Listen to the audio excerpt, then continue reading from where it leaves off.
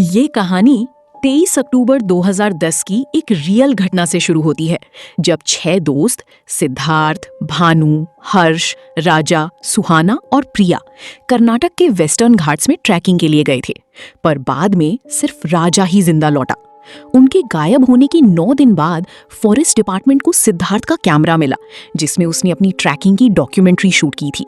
और उन क्लिप्स को देखकर सबकी होश उड़ गए। राजा का इंटरव्यू लेने वाली प्रोडक्शन टीम उसकी परमिशन से एक फाउंड फुटेज डॉक्यूमेंट्री बनाकर थिएटर में रिलीज कर दी। और राजा की बातों से चलता है कि जब से वो इस ट्रैक से आया है, उसके और उसके परिवार के साथ सुपरनैचुरल घटनाएं हो रही थीं, जिन्हें एक पंडित की तावीज ने थोड़ा कंट्रोल किया। बीजे, सिद्धार्थ, राजा और हर्ष अच्छे दोस्त थे। सुहाना बीजे की गर्लफ्रेंड थी और प्रिया सुहाना की फ्रेंड। सिद्धार्थ डायरेक्टर बनना चाहता था और डीओपी के अंडर जॉब कर रहा था। और ट्रैक के प्लान के बारे में सुनते ही वो मांड्या गांव जाने को तैयार हो जाता है। 22 अक्टूबर 2010 को वो राजा, हर्ष और बीजे से अपने गांव में मिलता है और शुरू से ही सबको शूट करती हुई एक व्लॉग टाइप चीज बना रहा होता है। सब नॉर्मल दोस्तों की तरह हंसी मजाक करते हैं, राजा की टांग खिंचाई करते हैं और अगले दिन सुबह 7:30 बजे मिलकर 9:30 तक ट्रैकिंग के लिए निकलने का प्लान बनाते हैं। 23 अक्टूबर को वो सारा सामान लेकर रेडी हो जाती हैं। प्रिया और सुहाना भी आ जाती हैं और बस स्टैंड जाते समय उन्हें राजा के पिताजी मिलती हैं, जो मजाक में बताती हैं कि उन्होंने राजा के लिए 45 लड़कियां देखी, लेकिन राजा को आंटीज पसंद हैं। इसी हंसी के साथ वो बस में चढ़ती हैं और अपनी लोकेशन पर पहुंचती हैं, जहां एक कॉटेज बुक है। वहां की केयरटेकर के साथ थोड़ी मस्ती के बाद रात में भी बियर बॉटल से ट्रूथ एंड डेयर खेलती हैं। राजा ट्रूथ चुनता है, हर्ष प्रिया को प्रपोज करता है और जब सुहाना बीजे को किस करने वाली होती है, तभी कैमरे की लाइट्स ऑफ हो जाती हैं। अगले दिन 24 अक्टूबर को सिद्धार्थ सबसे पहले उठकर आसपास की क्लिप्स लेने चला जाता है और जब वो लौटता है तो बाकी सब तैयार होते हैं। फिर केयरटेकर के बेटे के साथ वे फॉरेस्ट के स्टार्टिंग पॉइंट पर पहुंचते हैं, जहां केयरटेकर उन्हें आगाह करता है जंगल में एक साथ रहना और आग नहीं जलानी। केयरटेकर का बेटा उन्हें एक नदी पर पुली बोट से ले जाता है, जिसे एक लड़की ने बनाया था, जिसे उस पार वाली लड़की से प्यार हो गया था। ट्रैक शुरू करने से पहले सिद्धार्थ एक फ्लैग दिखाता है, जिसे वो हाईएस्ट पॉइंट पर लगाना चाहता है, लेकिन हर्ष माँ उसे पेड़ों के बीच फेंक देता है और वो नहीं मिलता। वे आगे बढ़ते हैं। 9:16 पर एक काले पहाड़ के पास पहुंचते हैं, जहां इको है। फोटो खींचते हैं। 9:47 पर फिर चलते हैं और फॉरेस्ट रेंजर्स के एरिया में दाखिल होने से पहले अपनी बैग में बियर और सिगरेट छुपा लेते हैं। हमें एंट्री रजिस्टर की फोटोकॉपी भी दिखाई जाती है। सुबह 10 बजे रियल ट्रैक चालू होता है। हर्ष को पहले से चलने की आदत ना होने के कारण दिक्कत होती है, पर फिर भी वे 12 बजे तक चलते हैं, फिर ब्रेक लेते हैं। दोपहर 2:30 बजे एक सुंदर वाटरफॉल पर पहुंचकर काफी देर एंजॉय करते हैं और 3:16 पर फिर चलना शुरू करते हैं। शाम 5:30 बजे तक चलने के बाद 5:37 पर सबकी हालत खराब हो जाती है और वे उसी जंगल में कैंपिंग और बोनफायर करने का फैसला करती हैं। बिल्कुल वही गलती जिससे गाइड ने मना किया था। बाकी सब आराम करते हैं, लेकिन सिद्धार्थ क्लिप्स लेने चला जाता है और एक खतरनाक इलाके में पहुंचता है, जहां एक पेड़ पर कई वुडू डॉल्स और इंसानी खोपड़ियां हैं। वो मजाक में एक खोपड़ी अपने साथ ले आता है, जो उसे बिल्कुल नहीं करनी चाहिए थी, क्योंकि इन कपालों में आत्माएं भटकती हैं। सुहाना और प्रिया उसे डांटती हैं, पर सिद्धार्थ ध्यान नहीं देता। इसके बाद से ही अजीब घटनाएं शुरू हो जाती हैं। पत्थर उठाते समय कैमरे में ग्लिच और अजीब आवाजें आती हैं, जैसे कोई सुपरनैचुरल एंटिटी आ गई हो। पानी भरने जाते समय लाइट्स ऑफ हो जाती हैं और एक पत्थर राजा के पैर पास आ लगता है। सिद्धार्थ को लगता है कि कोई उसका पीछा कर रहा है। रात में वे आग जलाकर मैगी बनाते हैं, नाच गाना और शराब पार्टी करते हैं और जैसे ही बातों में भगवान का नाम लेते हैं, बोन फायर की आग भड़क जाती है, पर वे इसे हवा समझकर इग्नोर कर देते हैं और रात 10:37 तक सो जाते हैं। फिर रात 12:48 पर डेविल्स आवर से थोड़ा पहले खोपड़ी के पास रखी बियर बॉटल अपने आप हट जाती है। अब अगले ही दिन सुबह 4:40 पर सिद्धार्थ, सुहाना और प्रिया उठते हैं।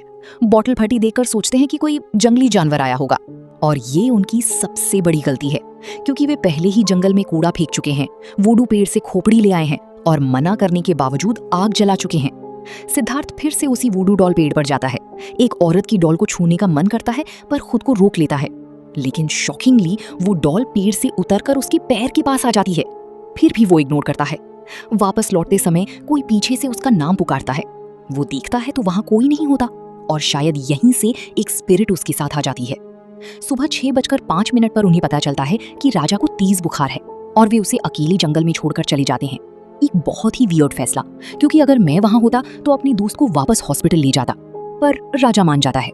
सिद्धार्थ खोपड़ी अपने बैग में रख लेता है और कैंपिंग एरिया से थोड़ा दूर उन्हें कैनन बॉल ट्री दिखता है, जिस पर वे डैगर से निशान बना देते हैं। एक और गलती, सुबह 7:45 तक चलने के बाद हर्ष की हालत खराब हो जाती है और वो वापस चलने को कहता है, लेकिन बाकी हाईएस्ट पॉइंट पर जाना चाहते हैं, इसलिए उसे मोटिवेट करते हैं। जब वे कैमरे से दूर जाते हैं तभी एक पानी की बोतल आकर कैमरा गिरा देती है और सिद्धार्थ को पता चलता है कि रिवाइंड बटन काम नहीं कर रहा। शायद डिमोनिक एंटिटी ने पिछली फुटेज देखने से रोकने के लिए ऐसा किया।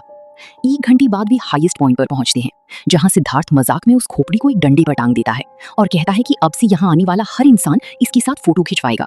लेकिन हर्ष के हाथ लगने से खोपड़ी खाई में गिर जाती है। तभी उनके बैग में आग लग जाती है, जिसमें सारा खाना था, और वे फिर से इग्नोर करके मौज मस्ती करने लगते हैं। थोड़ी देर बाद वे राजा के पास लौटने के लिए निकलते हैं, पर रास्ते में उन्हें राजा की मदद की आवाज सुनाई देती है। वे उसका पीछा करते हैं, पर राजा कहीं नहीं दिखता, क्योंकि एंटिटी उन्हें भ्रमित कर रही है। अब प्रिया को समझ में आ जाता है कि उनके साथ कोई अनजान शक्ति है, तो बीजे एक डब्बा जमीन पर रखकर उस शक्ति से उसे गिराने को कहता है। शुरू में डब्बा नहीं गिरता, लेकिन फिर शॉकिंगली वो गिरने के बजाय ब्लास्ट हो जाता है, जिससे सब चीखते हुए भागने लगते हैं और ये साबित होता है कि एंटिटी बेहद दशी और ताकतवर है। इससे वे रास्ता भटक जाते हैं। दोपहर 3 बजे तक भटकते रहते हैं। उनके पास खाना नहीं है और हर्ष की सिद्धार्थ से बहुत बुरी बहस हो जाती है, जिसे सुहाना और प्रिया शांत करवाती हैं। इंटरव्यू में राजा बताता है कि उसने 4 बजे तक दोस्तों का इंतजार किया, पर तब तक उसे आसपास से अजीब आवाजें आने लगी। वो डरकर फॉरेस्ट रेंजर्स के पास चला गया। इसी तरह वो बच गया, और यही वो शक्ति है जिसने उसके परिवार के साथ अजीब घटनाएं करनी शुरू कर दी। वहीं रात में बोनफायर के पास हर्ष अपने आसपास पी करके घेरा बना लेता है ताकि कोई स्पिरिट ना आए। फिर रात में सिद्धार्थ की आंख खुलती है और उसे अजीब आवाजें सुनाई देती हैं। वो सबको उठा देता है और तभी कोई डिमोनिक आवाज में सुहाना का नाम पुकारता है। सब डरकर जंगल की ओर अंदर भाग जाते हैं और किसी तरह सो जाते हैं। लेकिन सुबह 2:15 बजे पर सिद्धार्थ की पीठ पर भयंकर दर्द होता है, और जब कपड़े हटाते हैं तो उसकी पीठ पर एक डिमोनिक हैंड का बहुत बड़ा निशान होता है। ये scene famous found footage movie Grave Encounters से लिया गया है, पर यहाँ किसी ने सिद्धार्थ को सच्चाई नहीं बताई। सब इतने डर जाते हैं कि सुबह होने तक जागते रहते हैं, पर वे इतने अंदर और बेबस हो चुके हैं कि हर कोशिश नाकाम है। वे बस एक ही जगह पर बार बार घूम रहे हैं। तभी सुबह 11:28 पर प्रिया बेहोश हो जाती है। बीजे और हर्ष पानी लेने चले जाते हैं। सुहाना और सिद्धार्थ प्रिया के पास रुकते हैं। तभी बीजे की चिल्लाने की आवाज आती है। वे दोनों प्रिया को छोड़कर बीजे के पास चले जाते हैं और उनके जाते ही प्रिया की बॉडी हवा में उड़ने लगती है और फिर जमीन पर आ गिरती है। एंटिटी का काम। सबके वापस आने तक प्रिया को होश आ जाता है। वे आगे बढ़ते हैं, पर फिर उसी जगह आ जाते हैं जहां डब्बी वाला एक्सपेरिमेंट हुआ था। सबका मूड ऑफ हो चुका है। तब हर्ष पेड़ पर चढ़कर रास्ता देखने का फैसला करता है। पक्का बियर ग्रिल से सीखा होगा, और उसे वही इको वाला माउंटेन दिखाई देता है जहां से वे आए थे। सिद्धार्थ खुश होकर हर्ष से माफी मांगता है और सब सही दिशा में बढ़ने लगते हैं। शाम के 6 बजते बजते जंगल में फिर अंधेरा छा जाता है, और तभी हर्ष अचानक अजीब तरह से बर्ताव करता है। अपने चेहरे को एक पेड़ से इतनी बुरी तरह रगड़ता है कि उसका पूरा चेहरा छिल जाता है। सिद्धार्थ भागकर सबके पास आता है। वे हर्ष को ढूंढते हैं, पर वो कहीं नहीं मिलता, तो पास में बैठकर सो जाते हैं। रात में कोई अनजान शक्ति सुहाना का गला दबाते हुए उसे खींच कर ले जाती है। थोड़ी देर बाद जब सबको एहसास होता है तो वे उसे ढूंढते हैं और सुहाना मिल जाती है, लेकिन उसके शरीर पर अजीब सी फंगल इन्फेक्शन सी चीज हो जाती है। प्रिया बहुत परेशान हो जाती है और अब वो किसी भी हाल में वहां से निकलना चाहती है। वे फैसला करते हैं कि हर्ष को ढूंढना छोड़कर अपनी जान बचाएंगे। सिद्धार्थ और बीजे मान जाते हैं। बीजे सुहाना को उठाकर आगे बढ़ता है, पर रास्ते में कैमरा खराब हो जाता है। जब सिद्धार्थ कैमरा ठीक करके चालू करता है तो फ्रेम में ऊपर हर्ष दिखता है, जो मर चुका होता है और रस्सी से लटका हुआ होता है। पर सिद्धार्थ की नजर वहां नहीं जाती। सिर्फ हम ऑडियंस को पता होता है कि हर्ष के साथ क्या हुआ। और फिर वो सभी चलते हुए उस निशान लगे वाले ट्री के पास पहुंचते हैं और सुहाना को वहीं पास में ही लिटा देते हैं। अब वो जल्दी वहां से निकलने का सोचने लगते हैं कि तभी सिद्धार्थ को पानी प्यास लगती है और प्रिया उसे झरने के पास ले जाती है। अब उनके जाते ही सुहाना अपने आप ही उठ जाती है और हम देखते हैं कि सुहाना को किसी आत्मा ने पोजेस कर लिया होता है, जिससे वो अपने आप को कंट्रोल नहीं कर पाती और एक बड़े से पत्थर को लेकर बीजे के सिर पे वार कर देती है, जिससे बीजे वहीं मारा जाता है। अब इसके बाद ही सुहाना एक नाइफ लेती है और खुद को भी मार डालती है। थोड़ी देर बाद जब सिद्धार्थ वहां आता है तो अपने दोस्तों को मरा हुआ देखकर उसके होश उड़ जाते हैं और वो डर के मारे वहां से भागने लगता है, और तभी उसके सामने वही आत्मा आ जाती है जो उस पर अटैक कर देती है और कैमरा वहीं ऑफ हो जाता है। उसके बाद क्या हुआ कोई नहीं जानता, सिर्फ राजा ही बचता है। और इसी तरह ये मूवी यहीं खत्म हो जाती है। उम्मीद है आपको कहानी अच्छी लगी होगी। अगर अच्छी लगी हो तो चैनल को सब्सक्राइब और वीडियो को लाइक जरूर कीजिएगा। Thank you.